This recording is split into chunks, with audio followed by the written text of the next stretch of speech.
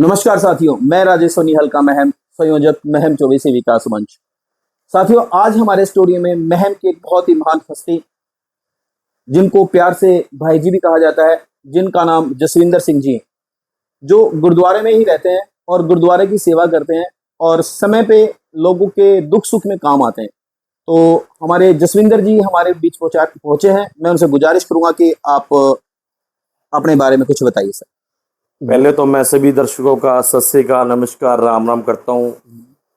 जितने मेरे दर्शक, मेरी माता, मेरी बहनें देख रही हैं, और उससे पहले मैं आपका भी धन्यवाद करता हूँ राजेश सोनी जी ने, जो कि एक राजनीति फील्ड को छोड़ के एक धर्म के ऊपर आज बहुत चर्चा करी है।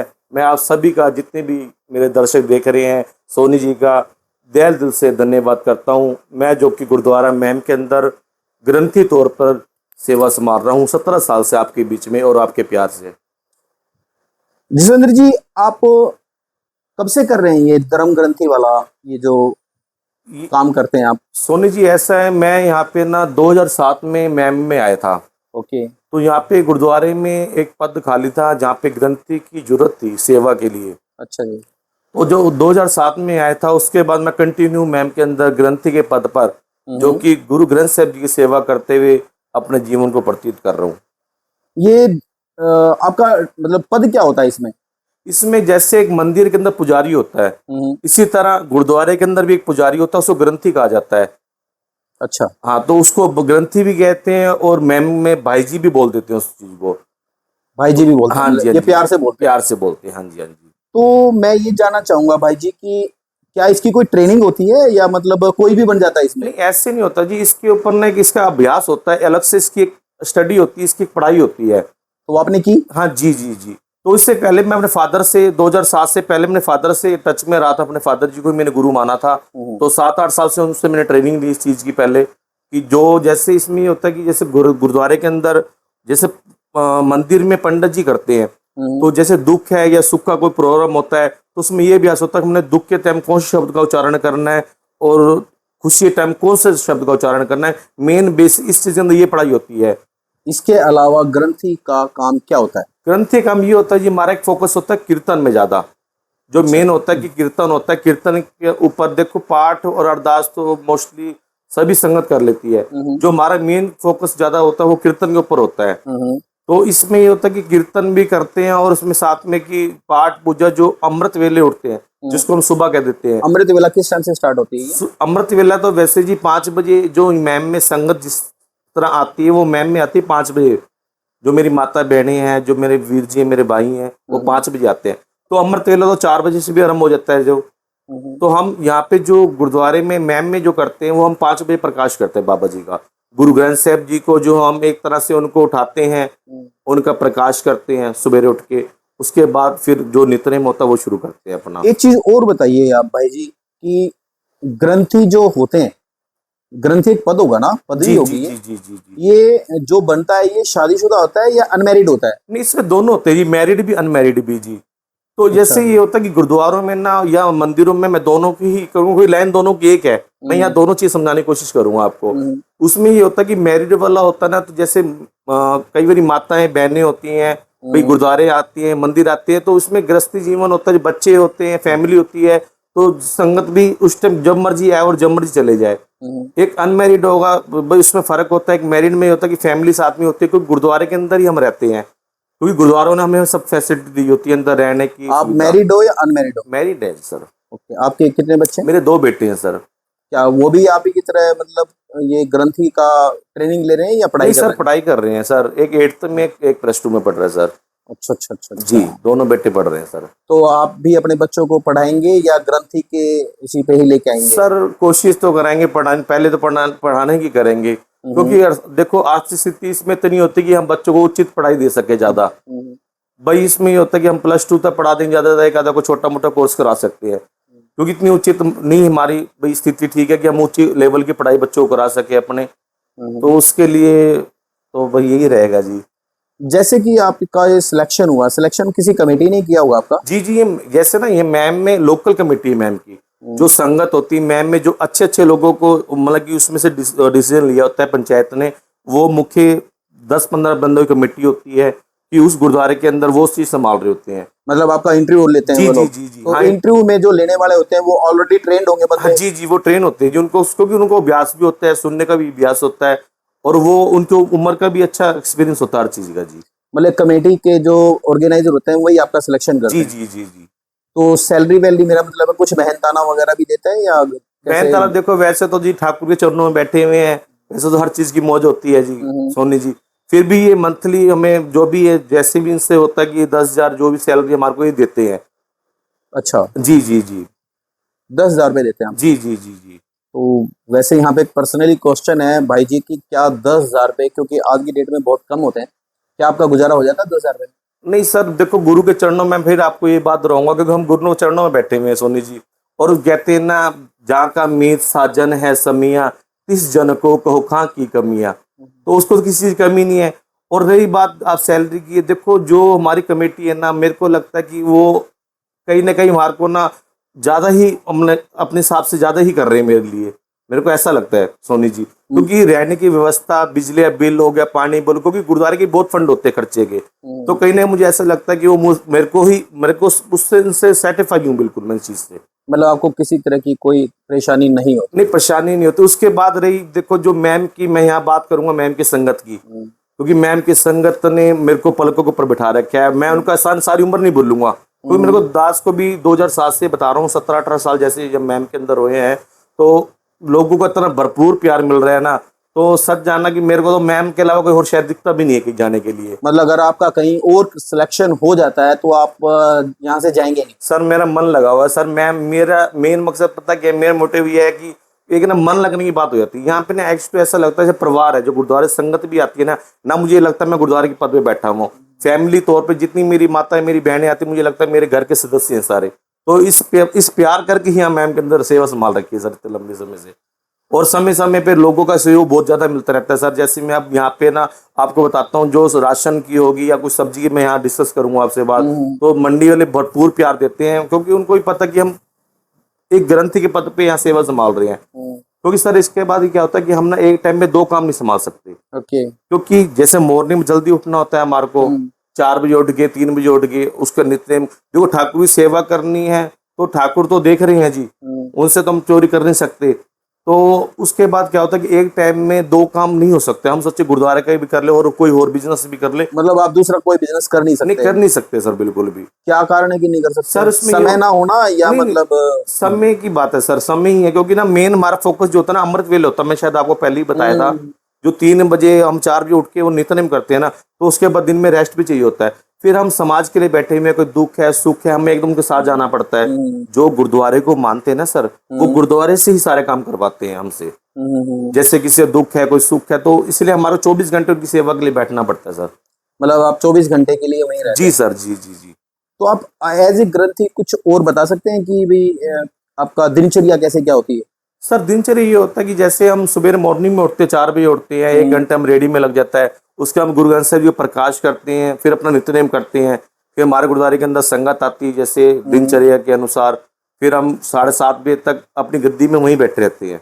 अच्छा। हाँ जी। तो डेली जैसे हमारे गुरुद्वारे साहब में कड़ा प्रसाद देग, जिसको हम हलवा भी, आप हलवा कह दोगे, हम कड़ा प्रसाद देग बोलते हैं उसको, वो तैयार होती है, उसको भोग लगता है देसी घी का डेली। फिर उसके बाद शाम का इसी तरह शाम का नित्यनेम रहता है हमारा 7 से 8 बजे का गुरुद्वारे साहब डेली का, मतलब कि रेगुलर डेली जो है ना वो बताया आपको मैंने। अच्छा, जैसे कि आपने अभी बताया था, मैं आपके मेहनताना के बारे में बात कर रहा था कि आपने बताया कि 10,000 रुपये मिल जाते हैं हमें।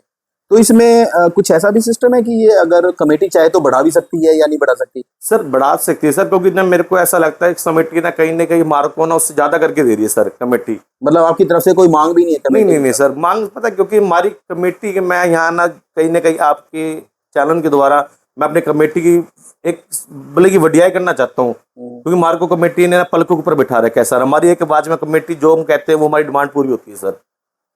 यहाँ एक चीज मैं जानना चाहूंगा कि गुरु ग्रंथ जी के यहाँ फॉलोअर्स कितने होंगे लगभग, मतलब जो उनके गुणों को अनुकरण करने वाले कितने होंगे? क्योंकि देखो मुझे भी इतना ज्ञान नहीं है, मैं फिर भी आपसे जानने की कोशिश कर रहा हूँ। जी जी जी सर, यहाँ एक्चुअली है ना, ये शहर जो मैम की हम बात कर रहे हैं, तो मैम में मिली सरकार है, सारे तरह के मतलब संगत है। क्योंकि यहाँ मंदिर को भी मानते हैं, गुरुद्वारे को भी मानते हैं। प्रॉपर एक चीज फोकस नहीं है यहाँ पे मेन सर। तो इसलिए मतलब कि सब रल मिलकर मतलब कि जैसे आप मैम में भी सारे मिलजुल कर ही सेवा संभालते हैं, क्योंकि प्रॉपर एक बंदे एक जगह फोकस नहीं कर सकता बात को मैं। वैसे मैंने देखा है भाई जी कि जैसे कि शहर के लोग, मैं पर्टिकुलर महम में रहता तो महम के जी बारे में ही जी बात जी करूंगा कि बड़े बड़े आयोजन तो कर देते हैं। बड़े आयोजन हो गए, कोई भी मतलब जागरण हो गया जिसमें लाखों रुपए लग जाते हैं। और जैसे कि मंदिर वगैरह होता है उसमें पुजारी होते हैं, या जैसे आप भी एक पदवी पे हैं, जी जी जी जी। तो मतलब मैंने ये नोट किया कि वहां पे कुछ वो कंजूसी करते हैं, चाहे इसमें मैं ही क्यों ना हूं। मतलब इस बारे में आप कुछ कहना चाहेंगे, लोगों को कुछ करना चाहिए नहीं करना चाहिए, आप कुछ बता पाएंगे इसमें? सोनी जी, आपने प्रश्न सच जाना, आपने प्रश्न ही इतना अच्छा करा है ना कि मेरे ख्याल में जो प्रश्न आपने सोच रखा है ना, मेरे ख्याल में ये लोग सोचते भी नहीं इन चीजों को। क्योंकि ये आपकी बात से मेरे को याद आ गया है कि जैसे बड़े बड़े दीवान सजाए जाते हैं, या हम्म, हम जागरण कह लो, बड़े बड़े जागरण करे जी जी, जाते हैं। बिल्कुल बिल्कुल। तो सोनी जी, मैं ये चाहता हूँ कि ना जैसे हम लाखों रुपये उसके ऊपर खर्च करते हैं एक रात के पीछे, एक रात के पीछे। तो मैं ये चाहता हूँ जैसे हमारे मैम में मंदिर हैं, पंडित जी पुजारी हैं, या गुरुद्वारों में लगा लो हम पुजारी हैं, क्यों ना हम इनकी भी आर्थिक स्थितियों को ठीक करें उसकी बजाय।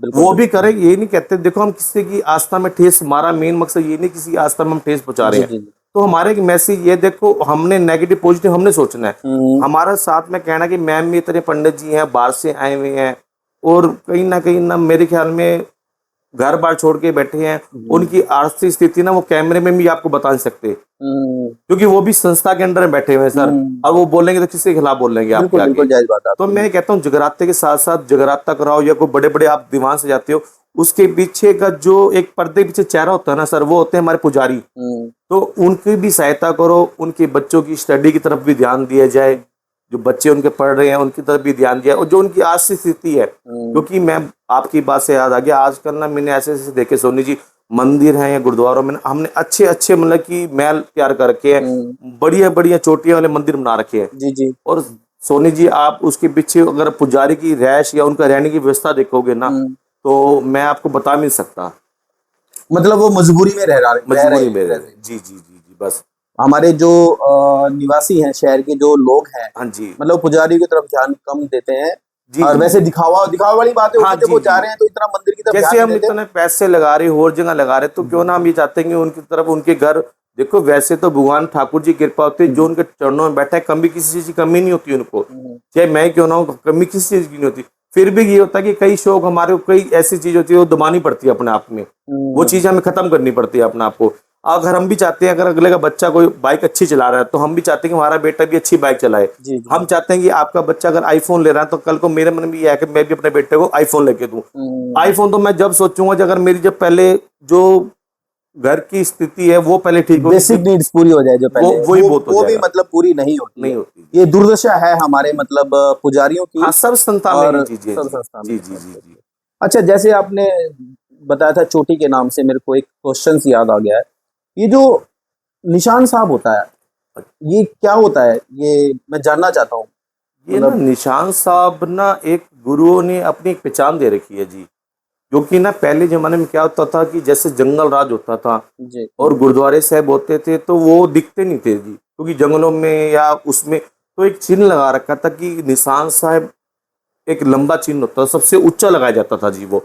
तो उसमें ये होता था कि कोई भी बंदा दुखी है, परेशान है, रात को रुक गया, कि जंगल में भटक गया है, अगर उसको निशान सब ऊपर दिख रहा है ना, तो उसके नीचे जाके जाए, और वहां उसको जरूर कोई ना कोई सहायता एक तरह मिलेगी। से वो आइडेंटिफिकेशन थी, पहचान थी जी वो, जी, पहचान मतलब थी। कि दूर से भी हाँ नजर आ हाँ जाए हाँ। तो वो देख ले वहां तो गुरु नानक देव जी का हमने अब कल ही वो मनाया है, पे। उत्सव अच्छा। मनाया है, विवाह उत्सव भी मनाया है। तो गुरु नानक देव जी ने हमारे को इन चीजों के ही लिए जागरूक करा था कि पंगत में लंगर छकाओ, गरीबों को भूखा के लंगर छकाओ। तो इसी चीज के उपदेशों में आज हमारा गर्व होता है इन चीजों के ऊपर। लंगर डेली लगता है क्या गुरुद्वारा में? नहीं, डेली लगता है जी गुरुद्वारे में। तो ऐसा होता है ना, एक एक बात और बता रहा हूँ, हमको नया बंदा कोई भी आता है ना, एक बार गुरुद्वारे गेट जरूर खड़काता है, उसको ये रहता है कि यहाँ हमारे को लंगर मिलेगा और चाय मिलेगी।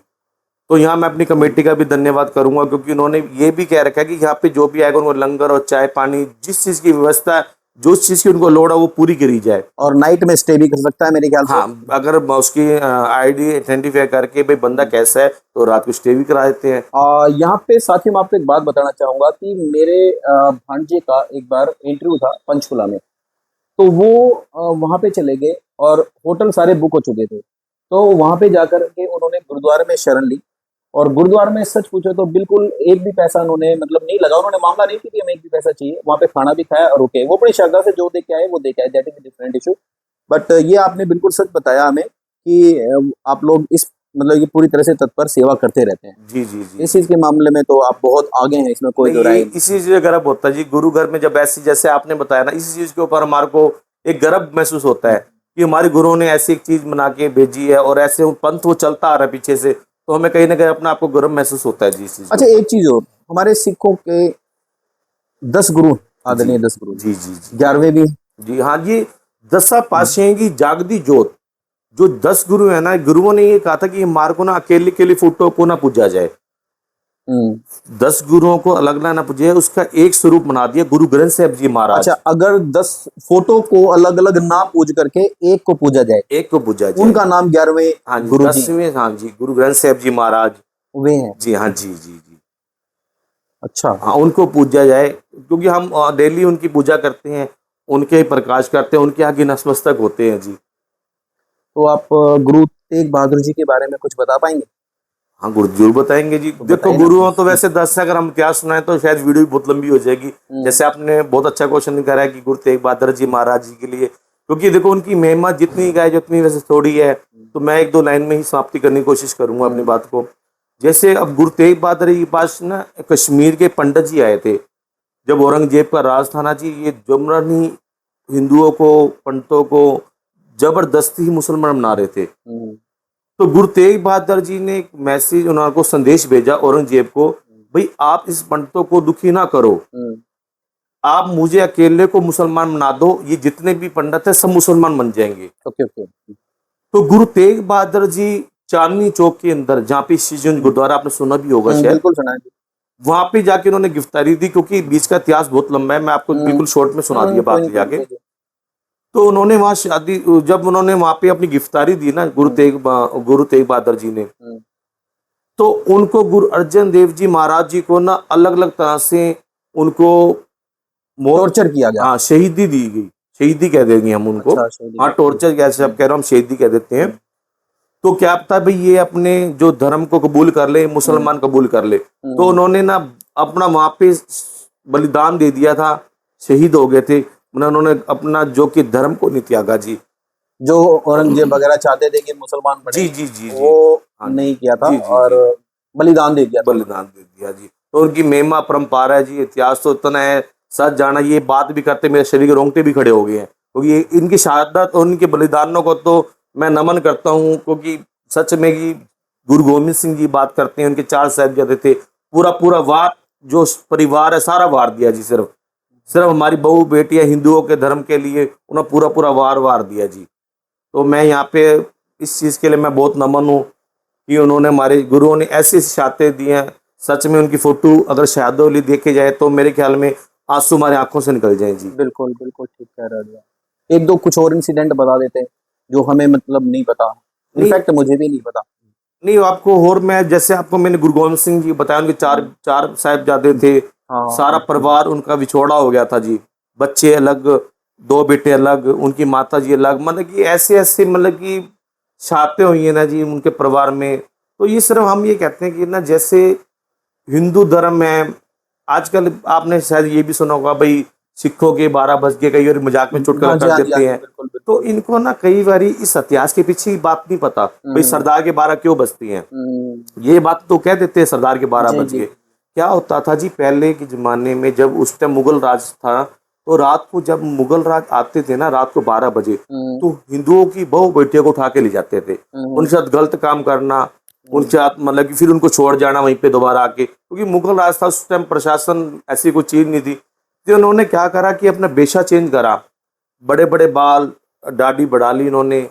तो इन्होंने क्या करा कि हम 5-5 का अपना थोड़ा भयानक रूप दिया। तो जब ये रात को 12 बजे आते थे ना, तो एक जयकारा देते थे जिसे हम कहते बोले सो निहाल सत श्री अकाल। उसमें क्या होता था, अगर हम 5 बंदे जयकारा दे रहे हैं ना, तो 5 बंदे 50 की आवाज लगेगी आपको। और जंगल में जब बोलते थे वो आवाज गूंजती थी, तो उनको ऐसा लगता था भाई ये जंगल के अंदर ना कम से कम भाई 50-100 बंदे अंदर बैठे हुए हैं। और जब उनका चेहरा देखते थे वो डर के मारे वो भाग जाते थे वहां से। तो आज जो हिंदू कई बार मेरे भाई ऐसे ऐसे हैं जो करते हैं, हम कहते हैं कोई भी सिख धर्म मिले ना उसका सत्कार करो, क्योंकि इनकी शहादत बहुत बड़ी है जी। वैसे इसमें कोई दो राय नहीं भाई जी कि सिख कम्युनिटी के जो लोग हैं, मेरा मानना ये है कि वो दान में पीछे नहीं हटते, सेवा भाव में पीछे नहीं हटते, चाहे कितने ही बड़े रईस ही क्यों ना हो।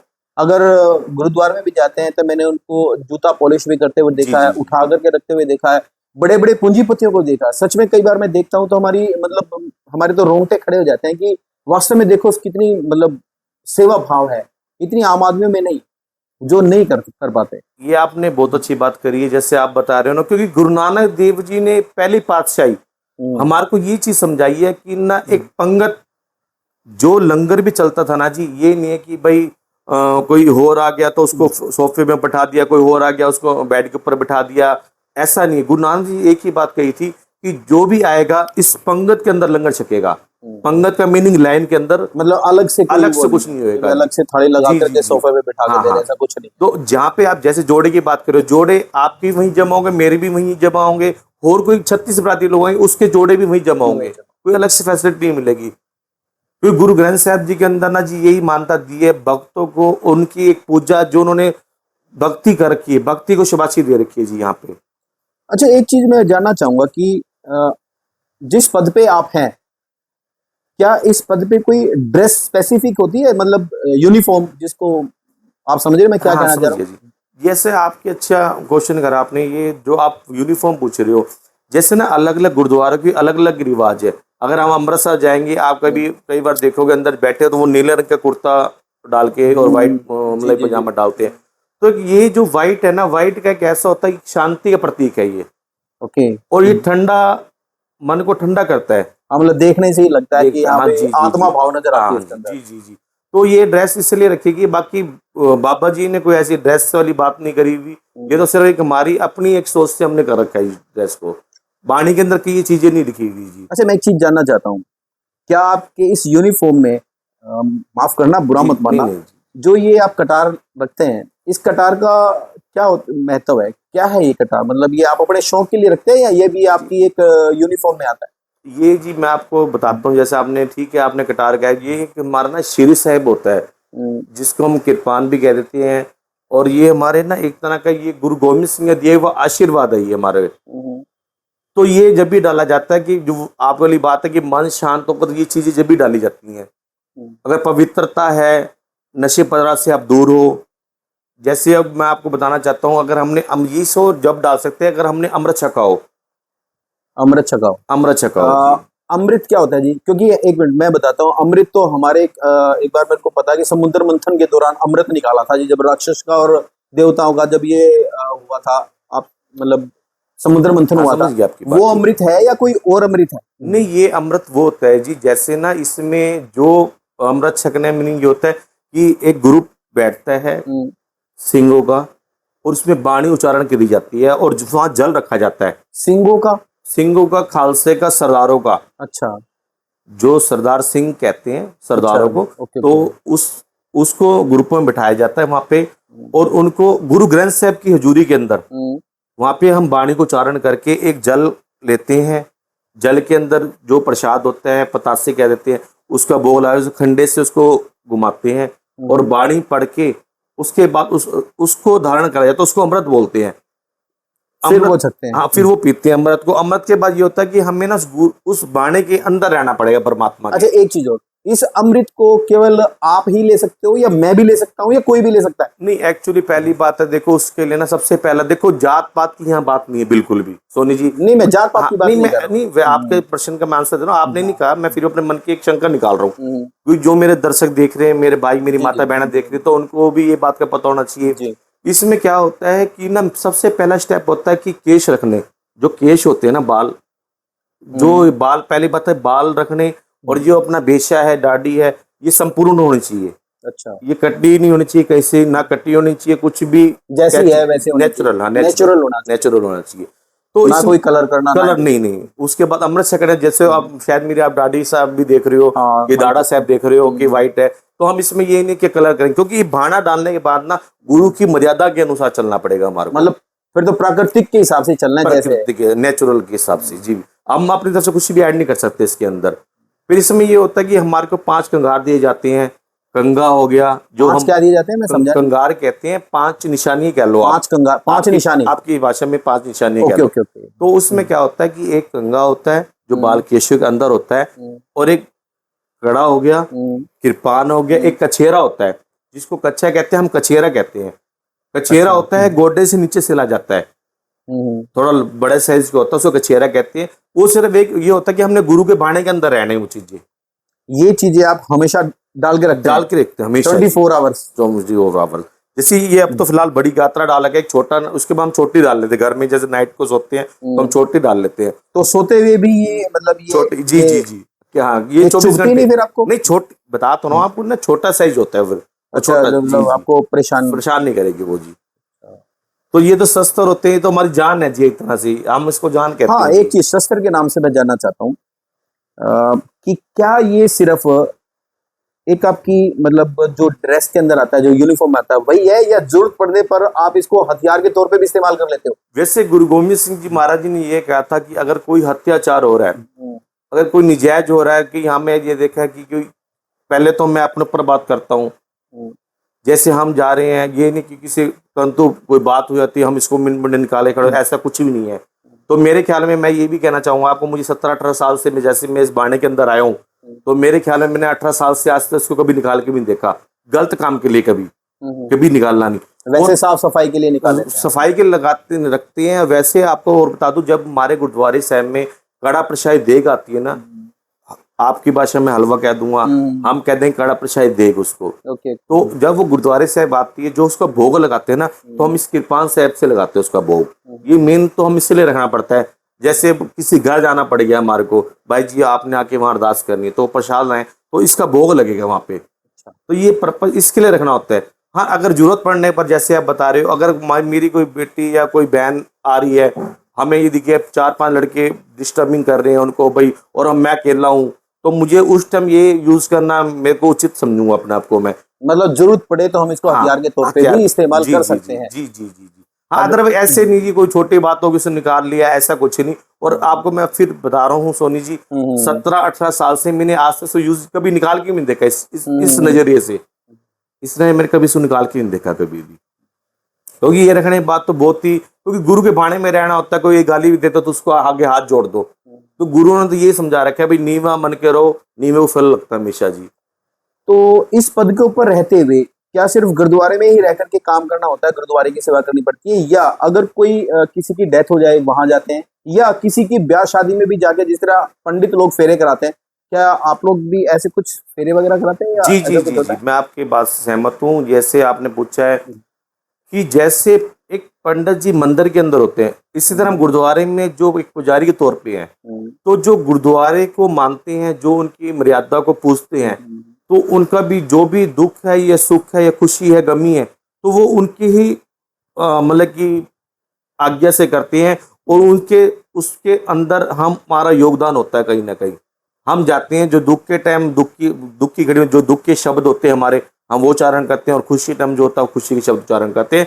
जो आप पहले, मैं आपको सबसे पहला क्वेश्चन जो आपका था ना, कि आपने इसकी कहीं से भी अभ्यास करा है या पढ़ाई करी है, तो ये मेन पढ़ाई इसी चीज की होती है। ये भी एक ट्रेनिंग का पार्ट है। जी जी जी जी। अब जैसे आपके अगर कोई खुशी का काम है, अगर हम आपके घर आए हैं, आपके अगर खुशी का काम है, और मैं कोई गमी के शब्द पढ़ता हूँ, तो गलत हो जाएगा जी। और आपके अगर खुशी है, तो मुझे खुशी के शब्द पढ़ने पड़ेंगे सारे आपके घर। मतलब आप ये दोनों चीज कर लेते हैं। जी जी जी जी, जो कि आपकी जॉब रिस्पॉन्सिबिलिटी का एक हिस्सा है। जी जी जी जी। तो हम तो अपने आप को वैसे ही खुश नहीं मानते, चलो ये परमात्मा ने हम अपने चरणों में रखा है, तो मैं तो अपने आप को बहुत ही खुश नसीब मानता हूँ। और सच में ये है सोनी जी, आपको फिर मैं एक बात आपके वीडियो के थ्रू एक बात पहुँचाना चाहूँगा। जो हमारी कमेटी है ना, वो भी हमारे कहीं ना कहीं सर्टिफाई करा रखा है उन्होंने, और समय समय पर वो हमारा पूरा सहयोग करती है जी। और वैसे जी जी, और 5 गुरुद्वारे मैम के अंदर है सोनी जी, और पांचों के पांचों कमेटी वाले बहुत ही लाड और बहुत ही दास को प्यार बख्शते हैं। तो क्या आप 5 गुरुद्वारों को देखते हो, या कोई पर्टिकुलर एक? नहीं, जैसे ना एक सेवा तो एक गुरुद्वारे के अंदर है मैम में। तो एक्चुअली क्या होता है, जैसे समय समय हम गुरुपुरब मनाते हैं, गुरु नानक देव की जयंती कह लो, या गुरु गोविंद सिंह जयंती कह लो, या पीछे हमने गुरु नानक देव जी की शादी का गुरुपुरब मनाया था, उनकी साल शादी का ब्याह गुरु। तो जैसे समय समय वो हमारे को बुलाते भी रहते हैं कमेटी वाले, जैसे किसी गुरुद्वारा फंक्शन है तो हमें बुलाते हैं और बहुत ही प्यार और बड़ा ही सम्मान देते हैं जी वहाँ अच्छा, पे। हर गुरुद्वारे की कमेटी अलग है? अलग अलग है जी, हाँ जी, 5 गुरुद्वार बताए आपने, तो पांचों की कमेटी अलग अलग, अलग अलग है जी जी जी जी, प्रेसिडेंट अलग है? अलग अलग है जी जी जी। ओके। तो इसमें अलग अलग है, जैसे जो नजदीकी हैं मेंबर हैं बड़े अच्छे जो हैं, मतलब कि जो उनको पंचायत ने या वार्ड के मेंबरों ने उनको आगे कर रखा है, वो सेवा संभाल रहे हैं हर जगह। तो मतलब आप कमेटी से और महम के लोगों से मतलब पूर्ण रूप से संतुष्ट हैं? मैं कहता हूँ जी, मेरे को तो ऐसा लगता है कि ना मुझे मैम की संगत ने, मैं सभी संगत का यहाँ जिक्र करूंगा कि मेरे को शायद ऐसा लगता है मुझे पलकों में बिठा रखा है जी। तो मेरे को तो कभी भी किसी चीज की आता चिंता नहीं हुई, वैसे तो सही बताऊं की बात सोनी जी।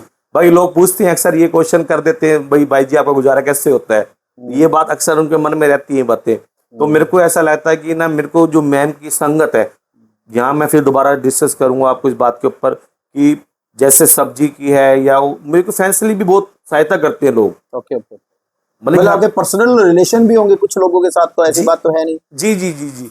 जैसे मैं आपको बता रहा हूँ कि गुरु ग्रंथ साहब की हजूरी के अंदर हम सेवा संभालते हैं, तो उनको भी कहीं ना कहीं लगता है कि ये भाई गुरु के साथ जुड़े हुए शख्स हैं, अदरवाइज और कोई काम करते ही नहीं है।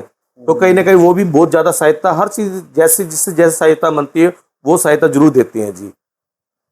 तो मेरे को मैम में इतने साल जो हो गए इस तरह, मैं आपको बताना चाहता हूँ कि मेरे को ऐसा लगता है इतने साल रुकने का कारण एक यही है कि मैं 36 बरादरी का यहाँ पे इतना प्रेम प्यार मिल रहा है जी।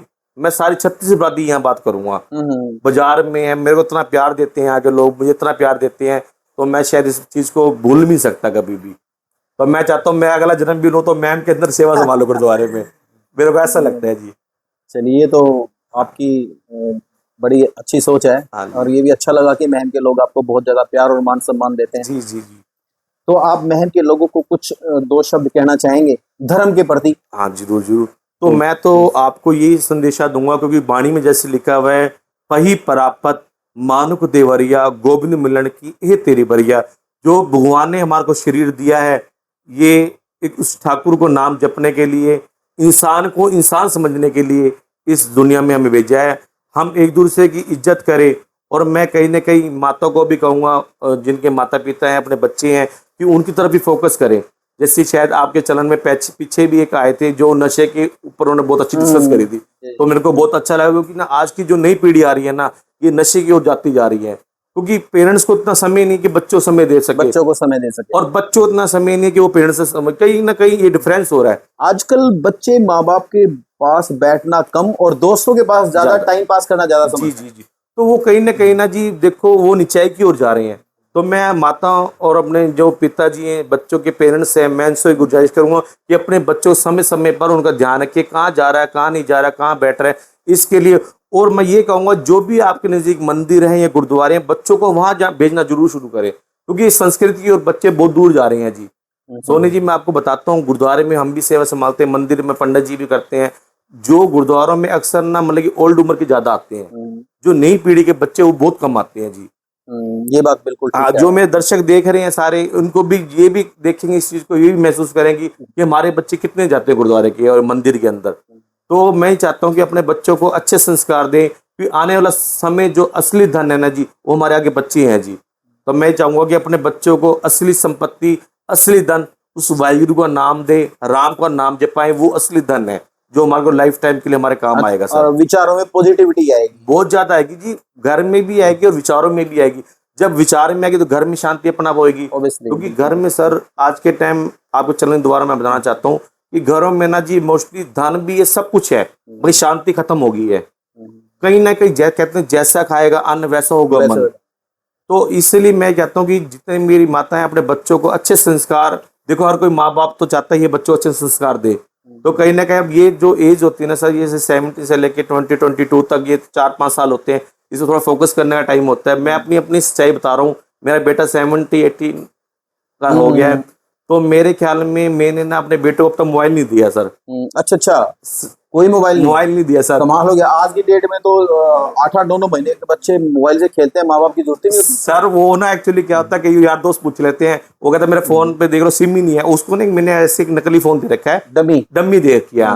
तो बेटा बड़ा दिखता है तो सारे कहते फोन तो ले रहा है वो जेब में, कह रहा क्यों झूठ बोल रहा है, सिम होगी। एक्चुअली मैंने उसको फोन भी नहीं लेके दे रखा सर, क्योंकि बच्चे ना कहीं मेरे को ऐसा लगता है कि ना फोन से भी बच्चे कहीं ना कहीं नेगेटिव ग्रोथ जाते जा रहे हैं सर। वो तो हर चीज पॉजिटिव नेगेटिव हर जगह होती है। तो ये जो एज होते हैं सर, एज के ऊपर डिपेंड होता है। ये एज जो होती है ना 70 लेके 20-22 तक, मैं चाहता हूँ कि बच्चे अपने बच्चों का जो असली धन है ना सर, क्योंकि लोग आज बिजनेस में इतना लीन हो गए हैं कि उनको ये नहीं पता लग रहा घर में हो क्या रहा है, क्या परिवार की तरफ ध्यान नहीं है सर। तो मैं आपके चैनल से थ्रू यही कहूंगा कि अपने बच्चों को जो मेन संपत्ति है उसको नाम का सिमरन, मंदिरों की सेवा करवानी सिखाओ, जो हमारे बड़े बुजुर्ग हमारे सिखा के गए सर। देखो आज मैं जिस लेवल पे आपसे बात करूंगा, मैं राजनीतिक हट के बात करूंगा बिल्कुल। देखो राजनीतिक के आपके चैनल में बहुत ज्यादा लोग यहाँ राजनीतिक वाले भी आए थे, मैं इन सबसे दूर होकर बात करूंगा आपसे कि अपने बच्चों को मंदिरों में भेजो, वहां पे उनको सेवा सिखाओ करनी, भाई सफाई करनी सिखाओ, उनकी पंडितों का सत्कार करना सिखाओ। ऐसे ऐसे लोग हैं जो मतलब कि हमारे को राम राम ही नहीं करते, क्योंकि बच्चों को संस्कार माँ बाप ने दिए ही नहीं। ऐसे बच्चे हैं, पंडित जी बैठे हैं, पंडित जी को नतमस्तक हो, उनके चरणों में हाथ लगाओ, बच्चों को सिखाई जाए ये चीजें। भाई सुबह मंदिर जाओ, मत्था टेको, पुजारी को नमस्कार राम राम करके फिर अपने आगे कारोबार की तरफ और जाओ। ऐसे ऐसे बच्चे जो मंदिरों में कई कई महीने जाते ही नहीं है। तो मैं आपके चैनल से द्वारा यही गुजारिश करूंगा सबसे, जितने मेरे दर्शक देख रहे हैं, कि इस और थोड़ा ध्यान देके अपने जीवन को और बढ़ाओ, और अच्छा भगवान सक्सेसफुल करेगा जीवन को। साथियों, जैसा कि अभी हमारे भाई जी ने बताया, गुरुद्वारा की सेवा करते करते ये समाज की सेवा भी बहुत ज्यादा करते रहते हैं, और इन्होंने आप लोगों से एक अपील की है कि मंदिरों की सेवा भी कीजिए, पुजारी भी कीजिए, माँ बाप की सेवा भी कीजिए। माँ बाप के बारे में विशेष रूप से कहा इन्होंने, और जो सच्चाई भी है, बिकॉज कि अगर कोई माँ बाप की सेवा ही नहीं करेगा तो मेरा मानना है कि भगवान की सेवा कहाँ से करेगा। और दूसरी बात मैं ये कहना चाहूंगा कि जब हम इतने बड़े बड़े प्रोग्राम्स ऑर्गेनाइज करते हैं, कोई मतलब जागरण करते हैं, कोई रामलीलाएं करते हैं, बहुत सारे प्रोग्राम्स करते हैं सभी लोग, क्यों ना हम अपने आसपास के मंदिरों में अगर कोई पुजारी रहता है, जिस तरह हमारे माँ हुआ करती थी, दादी हुआ करती थी, वो वहां पे पहले पहुंचाया करते थे, सुबह खाना पहुंचाते थे या शाम को ही पहुंचा देते थे, दूध पहुंचा देते थे उनको, कुछ मतलब कोई भी अगर कोई वार त्योहार आता था वो पहुंचाते थे, जो कि आज की डेट में हम उससे थोड़ा सा दूर होते जा रहे हैं। तो मैं बस आप लोगों से यही अपील करना चाहूंगा कि जैसे हमारे भाई जी ने बताया, उनकी अगर थोड़ी सी भी बातें अगर आप अमल कर लेंगे तो मेरा मानना है कि आपका और हमारा सभी का जीवन सफल हो जाएगा। और भाई जी, आप हमारे चैनल पे आए, उसके लिए बहुत बहुत शुक्रिया। मैं एक और आपके चैनल के द्वारा कहना चाहता हूँ कि जो ये अच्छी वीडियो है, मैं कहता हूँ इसको लाइक भी करो और इसको शेयर भी करो, क्योंकि जो वीडियो आपकी देखेगा आपका जीवन सफल होगा। और ये सबसे बड़ी सेवा है। देखो आपको एक क्लिक लगना है, आपको एक अंगूठा लगना है। अगर आप उसके भी सोचोगे तो जीवन में देखो आपने एक शेयर ही करना ओनली, तो क्या था किसी जीवन बदल जाए इस वीडियो देखने से, तो हमारा भी आना आपकी स्टूडियो में हमारा भी सफल हो जाएगा, और जो शेयर कर उनका भी जीवन सफल हो जाएगा। ये भी एक तरह का दान है जी, ये भी एक समय जो अपने दे रहे वीडियो देख रहे हैं, ये भी बहुत बड़ा दान है। तो मैं यही गुजारिश करूंगा, इसको लाइक और शेयर जरूर करना ना भूलें। मैं आपका और आपकी पूरी टीम का मैं धन्यवाद करूंगा। सोनी जी, आपने स्टूडियो में आने के लिए मुझे उचित समझा है, आपका बहुत बहुत और सारे दर्शकों का धन्यवाद धन्यवाद धन्यवाद। Thank you.